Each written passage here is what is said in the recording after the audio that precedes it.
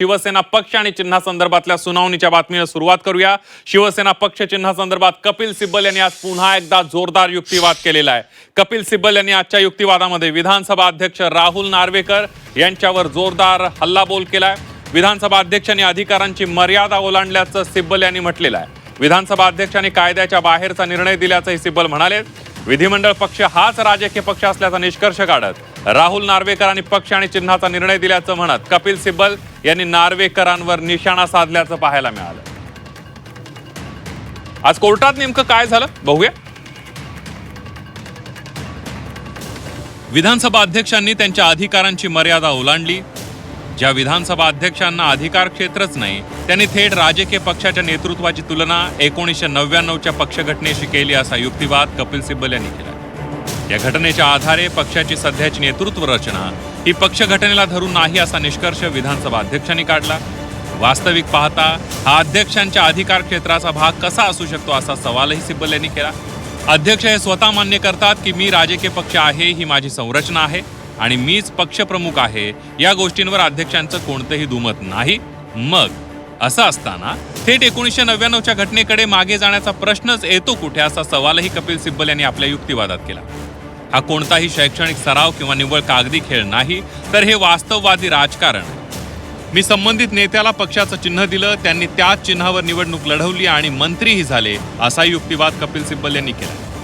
2018च्या पक्षघटनेनुसार त्यांनी पदाचा फायदा घेतला। पक्षघटनेनुसार ते निवडूनही आलेले आहेत आणि निर्णय देताना हीच पक्षघटना बाजूला ठेवली। विधिमंडळ पक्षातील बहुमताच्या जोरावर निर्णय दिला गेला असा युक्तिवाद कपिल सिब्बल यांनी केला। त्यावर आमदार अपात्रता प्रकरण आता सक्रिय राहिलेलं नाही असा न्यायाधीशांनी एक मुद्दा मांडला। त्यावर आमदार अपात्रता प्रकरण महत्त्वाचं आहे, त्यावर बऱ्याच गोष्टी अवलंबून असल्याचं कपिल सिब्बल यांनी म्हटलंय। हे सर्व घडलं तेव्हा तुमच्याकडे संख्या किती होती असा सवाल न्यायाधीशांनी कपिल सिब्बल यांना केला। तर आमच्याकडे 55चा आकडा होता। आधी आमचे 16 आमदार गेले, नंतर 10 आमदार गेले असं कपिल सिब्बल म्हणाले। त्यानंतर त्यांच्याकडे 39 आमदारांचं संख्याबळ झालं। गेलेल्या आमदारांनी पक्षाच्या नोटिसीकडे दुर्लक्ष केलं। आमदारांची संख्या कमी असली तरी पक्षप्रमुख म्हणून सर्वाधिकार उद्धव ठाकरे यांच्याकडे होते। 21 जून रोजी पक्षाच्या मूळ संघटनेमध्ये कोणतेही बहुमत सिद्ध करण्याची वेळ आली नव्हती असाही मुद्दा कपिल सिब्बल यांनी आपल्या युक्तिवादात मांडला। पक्षाच्या बहुसंख्य घटकांचा किंवा मूळ संघटनेचा आपल्याला पाठिंबा असल्याचा दावा बंडखोर गटाने 21 जूनला केला होता।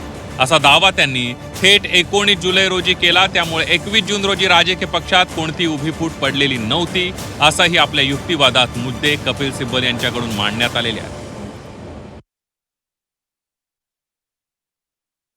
14 पासून ज्या झाल्या त्याच्यामध्ये सुद्धा सातत्याने उद्धव बाळासाहेब ठाकरे यांच्या सहीने पक्षाचं नियंत्रण आणि पक्षाचे निर्णय घेतले जात असल्यामुळे त्याच्याच आधारे एकनाथ शिंदेंसह सगळ्या पळून गेलेल्या आमदारांना AB फॉर्म देण्यात आले होते आणि त्यांनी निवडणूक लढले होते। त्यामुळे शिवसेनेचं धनुष्यबाण हे चिन्ह आणि शिवसेना हे नाव त्या सगळ्यांना उमेदवार म्हणून उद्धव ठाकरे यांच्याच सहीने प्राप्त झालेलं होतं आणि त्यावेळेस कोणीही ऑब्जेक्शन घेतलं नाही। हा मुद्दा महत्त्वाचा आहे। पक्षकारासाठी युक्तिवाद करत आहेत, ते काय म्हणतात ह्याच्यातनं काही सिद्ध होत नाही। मी जी भूमिका घेतलेली आहे, मी जो निर्णय दिलेला आहे तो कायद्याच्या चौकटीत राहून दिलेला निर्णय आहे आणि सुप्रीम कोर्टाने जे निकष दिलेले त्या निकषाच्या आत राहून आधारावरतीच हा निर्णय दिला गेला आहे। त्यामुळे कपिल सिब्बल स्वाभाविक आहे त्यांच्या आशील जे असतील, त्यांचे जे क्लायंट असतील किंवा त्यांचे ज्यांची बाजू लढवत आहेत त्या संदर्भात ते युक्तिवाद करतील।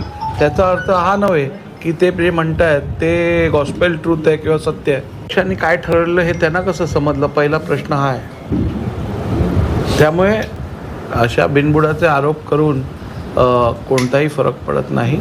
मी दिलेला निर्णय हा अत्यंत शाश्वत निर्णय आहे आणि मला वाटत नाही त्यात कोणता बदल होईल म्हणून।